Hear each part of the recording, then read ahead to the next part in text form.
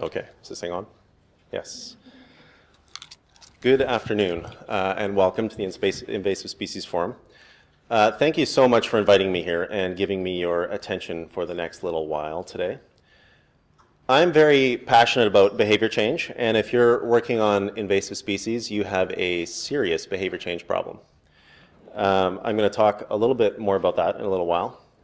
I'm also going to talk a lot about thinking, and this is what I think thinking looks like. This is kind of pretty much how I think our culture treats thoughts, like they're will-o-wisps or ephemeral. They're little puffs of smoke that float across our brains. Or maybe it's clouds instead of puffs of smoke. That one looks like a sheepdog. So I'm going to talk about thoughts, and I'm going to talk about how we think about behavior change, and then I'm going to try to wrap all this up with a few ideas about invasive species. But first, a little bit more about my recent work.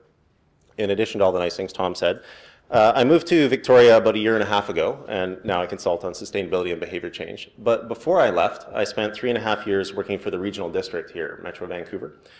While I was at Metro, I researched behavior change, and I ran pilot projects on things like recycling and water conservation. How's the sound out there? It sounds enormously loud inside my head.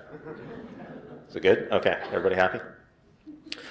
So while I was at Metro, I synthesized the findings of hundreds of studies and dozens of books in psychology and sociology and behavioral economics, and I've talked to the rock stars of the admittedly very small field of behavior change. And as I worked, I developed a presentation I call the Top 10 Myths of Behavior Change. Here's the address there at the top, or you can just Google Vimeo Ruben Anderson and you'll find it. Now, I worked really hard on that presentation, and it's full of great information, as well as at least one cute kitten photo. So you should definitely watch it, but the presentation is half an hour long, so you're going to have to watch it another time. But here are the top 10 myths. I'm going to zip through them. These are from my experience in recycling, so you may hear some different ones in your field, but I bet a lot of them are the same. People are lazy. People don't care. It's all about education. People won't change until you hit them in the wallet. It's all about carrots and sticks. The system works, it's the people that are the problem. Immigrants don't care. It's all about convenience. Regulation is the only way to change things. And for business, it's all about the bottom line. So how can these be myths? Aren't these as solid as motherhood and apple pie? Isn't education and facts and engagement and raising consciousness and financial tools, emotional appeals, regulation, aren't these the tried and true methods of politics and activism and journalism? Aren't these supposed to be best practices? Aren't these the core of successful campaigns and public policies? Well, is there an environmental group or a charity that thinks they're winning the battle? Are we saving endangered species at the same time we put poverty on the endangered list? No, we're clearly not. So why not?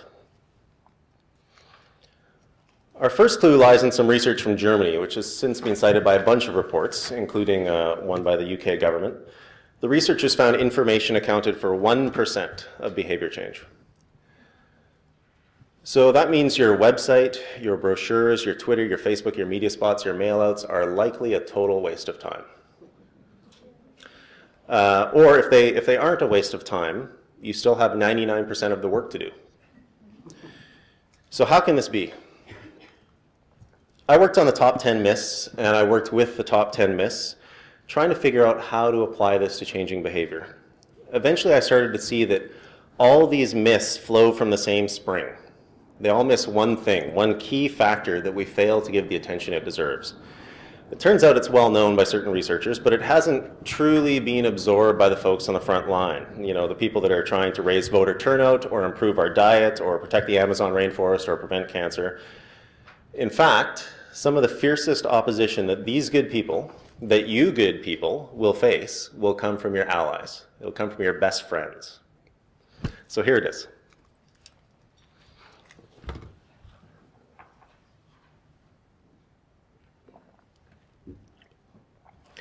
They say our brain is a muscle. Now, it isn't a big, fat, bicep-like muscle, but just like a muscle, our brain needs energy to do its work. And like a muscle, our brain gets that energy from glucose delivered by the blood. And like a muscle, our brain can be exhausted. So we can only run so far or jump so high, and we can only think so much. Now, the fact that we have a limited supply of thinking seems wrong to us, even as we shut our brain off and veg out in front of the television. But our thoughts are not clouds. Our thoughts are not puffs of smoke. Our thoughts are embodied.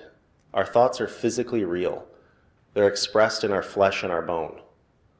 A thought is actually a physical connection between hundreds or thousands of neurons, and it requires an electrical spark. So I like to visualize mental connections as walking across a meadow.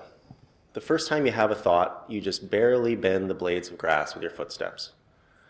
And each time you walk through that meadow, you wear a bigger path. So the more you think that thought, whether it's tasks at work or treasured memories, the fatter and stronger that path becomes, and the easier it is to think that thought again. Now, what we know from walking on paths is that it takes energy. Thinking takes time and energy. And because it takes time and energy, our supply of thinking is limited. So thinking is a finite resource. We have a thinking account, a supply of thoughts. When we drain the account, we need to deposit some more energy before we can do more good thinking. Dr. Roy Baumeister has researched willpower and decision-making and finds that our decision-making capacity can be recharged with glucose. A study that was recently in the news looked at parole rates in Israel. They found parole rates were highest in the morning and right after lunch. So heaven help the person whose parole rating is right before lunch, because you're going to rot in jail. Now, this matters because almost everything we do to try to change behavior is very energy intensive. We ask people to remember to turn things on and off. We ask people to read websites, to educate themselves, to post or to tweet. We need them to focus their attention so they sort recycling properly or buy fair trade food and sweatshop-free clothes, take shorter showers, ride their bike. This matters because when we're talking about campaigns, marketing, education, we are talking about conscious, deliberative thought. That thought happens in the prefrontal cortex of the brain, the PFC, which is right behind your forehead. It turns out that you only have a few hours of this energy-intensive conscious thought each day. Now, whenever I give this talk, the thing that always seems to stick in people's mind is that they can only think for a few hours a day, but they get paid for 8. So I want to stress that it's not that we're not doing work for the rest of the day. It's just that we're running more on autopilot. We're filing things, we're replying to routine emails, we're doing things we can do more automatically. That's why I'm happy to be the first speaker, though. I get lots of your attention. So you only have a few hours each day to make a paycheck, get the kids to sports, pay bills, pay attention to your partner. In the typical approaches of behavior change campaigns, we want you to use your PFC to pay attention. Look at the words, pay attention. Attention comes at a cost. And when you spend your attention on something, you have less attention to spend on something else. Now, the thing is, our brain knows this. Our brain is quite aware that it only has so much energy, and so our brain defends itself. As Donald Watson says, humans reason as cats swim. They can do it, but they avoid it whenever possible. So the first line of defense is that change hurts. Change is pain. Change is fear. Several hundred studies in the field of neuroscience have shown there's a core driver in our behavior. It's called the toward or away response. So if we like something, we want more of it. And if we don't like something, or if we find it threatening in some way, we respond away from it. So that's the second line of defense. If our brain's energy supply is threatened, we may just ignore you. So when it seems like someone isn't listening to you, ask yourself, are you threatening their ability to get something important done?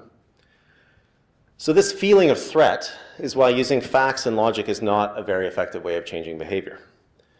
A logical argument requires processing power, and it's easier to just ignore the facts. Now, the third line of defense is an enormous set of filters and habits to automate our behavior.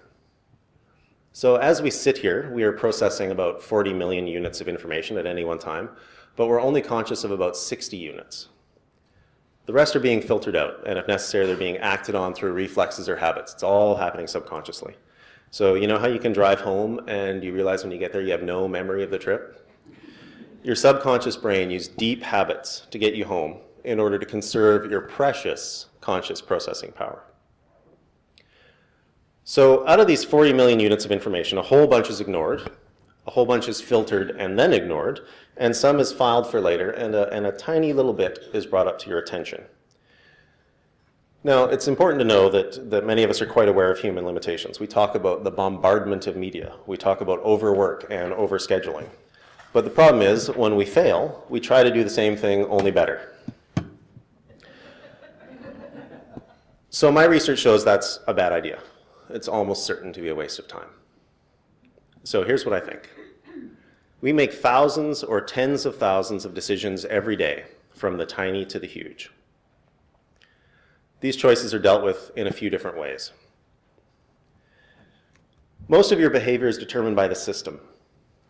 You don't choose what side of the road you drive on. This is Canada, so you drive on the right side. You don't choose where the light switches are in your house. They're all at the same height, usually near the door. Even when it looks like you're usually choosing within a very small range, like what brand of milk to buy or bread to buy. Your choices are made within the system of the grocery store or the cable channels. You will notice that most of these choices quickly become habits, and you end up buying the same loaf of bread and the same carton of milk. You watch the same TV shows. You go to the same restaurants. Over and over again, the system gives us choice or takes away choice.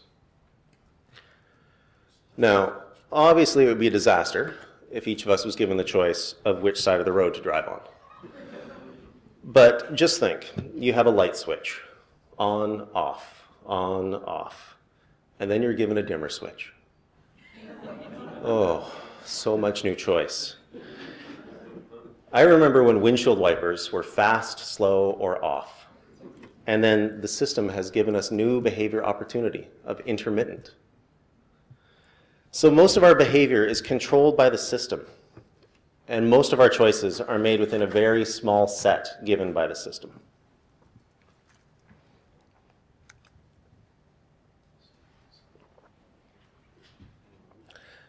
The next largest piece of behavior is controlled by social choice.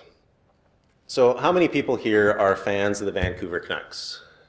Hands up. Okay. Now, did you ever choose the Canucks? Did you ever sit down and evaluate which team deserves your loyalty? It's unlikely. Probably your dad was a Canuck fan, or your friends are fans. Maybe you just don't want to walk through downtown Vancouver wearing a Flames jersey. So that's social choice. This is the area that social norms tactics would fall in. Social choice is clearly responsible for a lot of the choices we make around clothes and haircuts, cars, houses, schools, music, food, technology. This sort of choice is less like thinking, and it's more like catching a cold. So if there's a lot of people sneezing around you, your chances of getting a cold go way up. It's tempting to think we evaluate these choices like some sort of rational economist, like I want to fit in, and I'll fit in better if I wear blue jeans instead of black jeans. But again, we make thousands and thousands of decisions every day. We simply don't have the time and energy to evaluate them all, and so we outsource our choice to our social group. We share the decision making. Lastly, we have the choice that we think about. That is the puny little speck at the top of the pyramid here. This is the stuff we stop and think about. This is the stuff we analyze. And some estimates are that this is less than 5% of our decision making. And what about this little orange area at the top there? This is the stuff we once thought about. This is habit. So when you were 10 years old, you decided you didn't like Mexican food, and now you never eat tacos. This is where that choice lies. You had to pay attention. You had to give effort to make that choice, but then it became automated. So this is where actually turning the lights on and off when you leave a room fits into the habit area. Now, I want to be clear, I can't put hard numbers or percentages on this pyramid. Each area is a blend of conscious and subconscious. The social and the rational influence each other, but this scale feels about right to me. So the question is, would you rather try to get your program into the teeny little speck at the top or the big wide base of the pyramid? Now, changing the system is obviously not going to be easy, but if you can do it, you will have much greater success than if you fight for attention at the tip. It's at the tip, fighting for attention, that things get ugly. This is where your best friends stab you in the back. So remember, We can only think so much. We only have so much attention to give.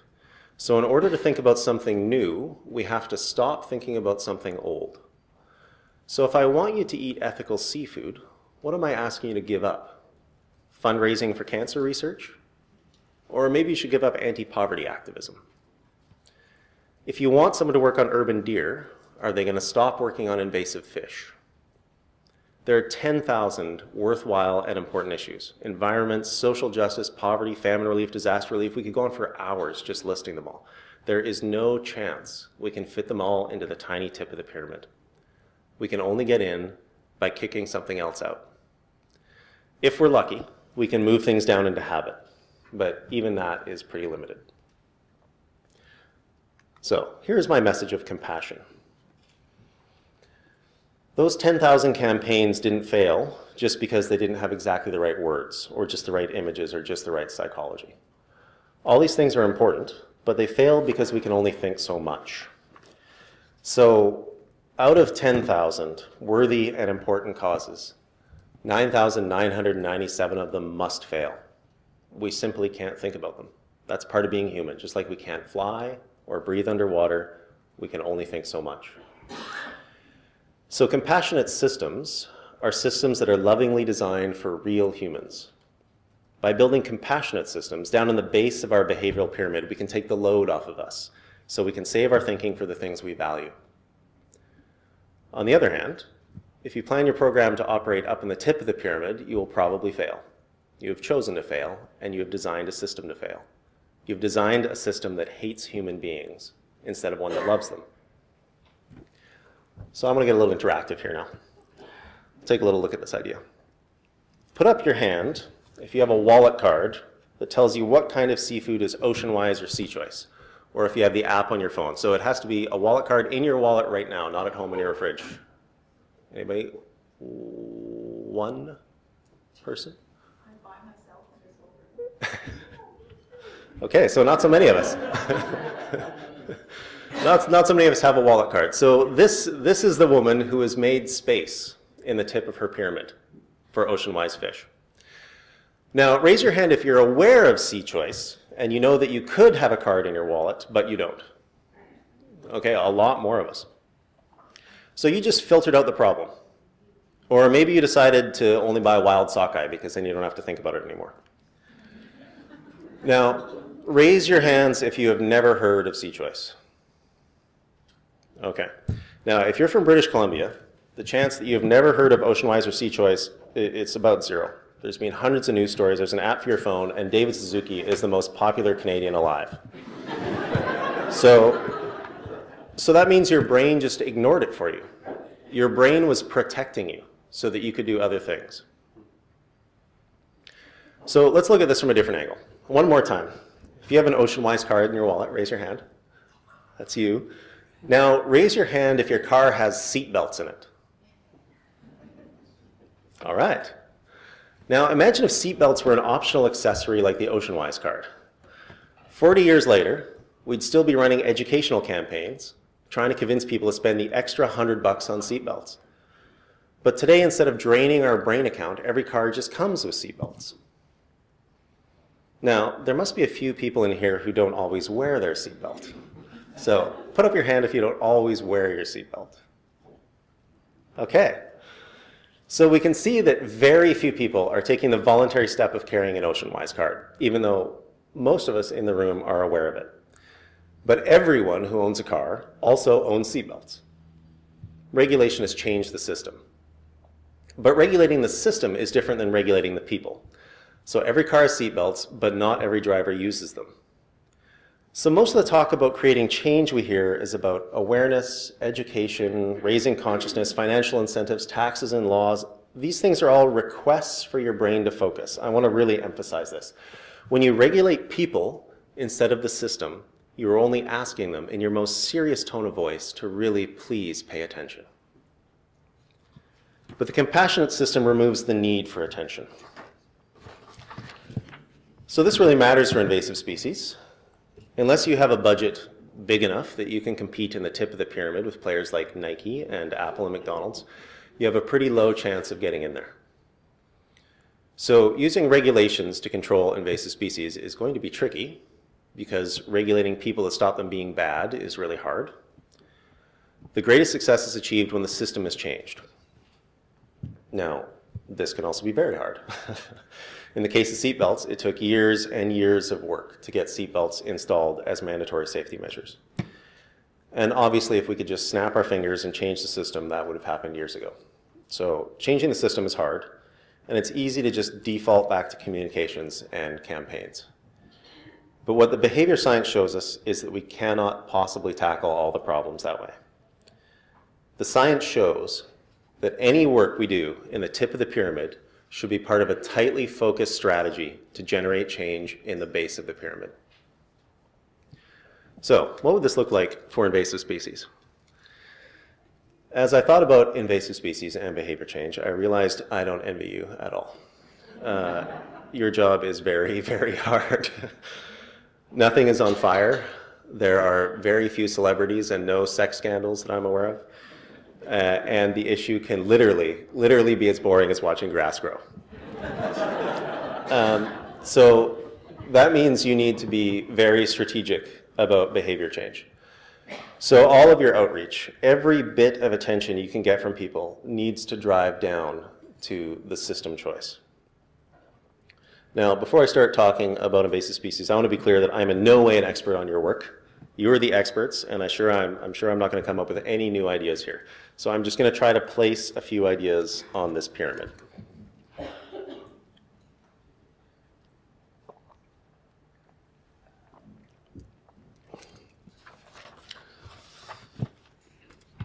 Like I said, I live in Victoria now, and Victorians really hate Scotch broom, which is a little strange because we love Scotch whiskey and the bagpipes.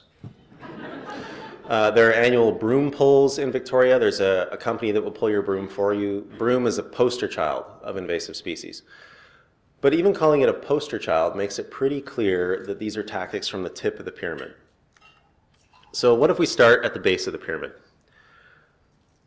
My understanding is that broom pretty much confines itself to disturbed land.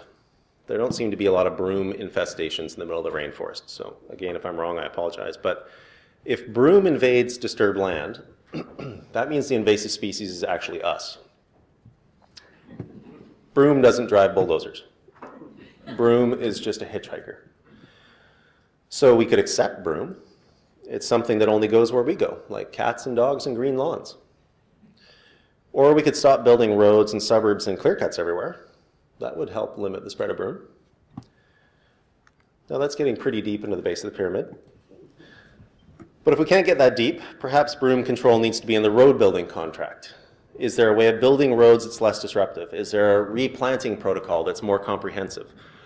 Will the financial obligation of managing broom cause construction companies to focus more attention on how they disturb the land?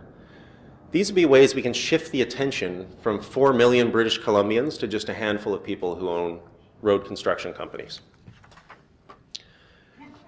Getting higher up in the pyramid, obviously we can ban the sale of broom in garden centers. There's lots of perfectly lovely plants that don't do a plant speed zombie invasion like Scotch broom.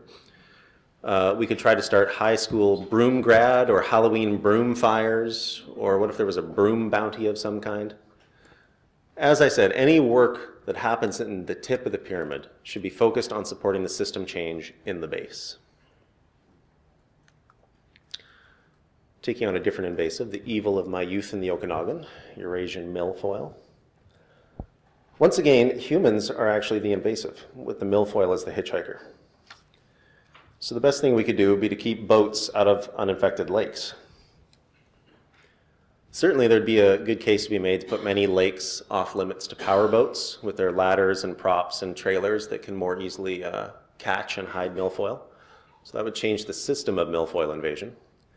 Moving up the pyramid a little, we could use the system to focus attention more strongly on milfoil. So currently, boats with motors under 10 horsepower do not require registration. The system could be changed to require registration of every boat with a motor. Now, this registration process is no doubt currently used to try to connect with and educate boaters. This doesn't seem to be working well enough since invasive species are still moving around. So registration could limit boats to only one lake. If you want to move your boat between two lakes, you must complete more education, plus make various commitments to a culture of responsible boating. Or if you want to move your boat anywhere in the province, you really have to step up to a more comprehensive system of licensing.